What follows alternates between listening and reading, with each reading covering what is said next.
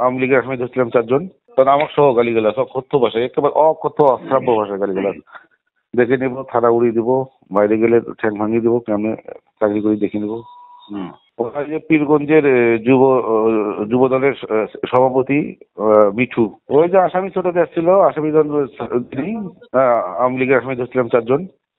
আওয়ামী লীগ ধরছে 4 জন, ওরা আসছিল ওদের পক্ষে, ওদের আত্মীয় স্বজন হয়। পরবর্তীতে ওরা যখন আসামি পাঠিয়ে দিচ্ছে, পরবর্তীতে ওরা যে অকথ্য ভাষা প্রথমে যে সাব ইন্সপেক্টর ধরছে ওকে ওকে গালিগালাজ করতেছিল। তো আমি গেলাম যে কিভাবে এভাবে কথা বলতেছেন কেন, কি হয়েছে? তখন আমার সহ গালিগালাজ, অকথ্য ভাষায়, একেবারে অকথ্য অশ্রাব্য ভাষায় গালিগালাজ। দেখে নিব, থানা উড়িয়ে দিব, বাইরে গেলে ঠ্যাং ভাঙিয়ে দিব, কেমনে চাকরি করে দেখে নিব। ওরা যে পীরগঞ্জের যুব দলের সভাপতি মিঠু।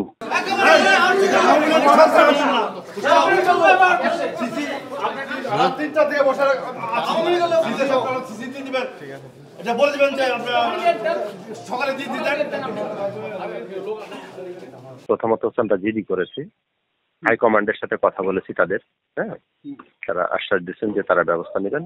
এরপরেও আমরা এটা তদন্ত করবো, জিডি তো জানেন, তদন্ত করে এটা নন এফআর প্রসিকিউশন বা যেটা কোর্টের আদেশ নিয়ে আমাদের যে কাজটা করতে হয় সে কাজগুলো করা হবে।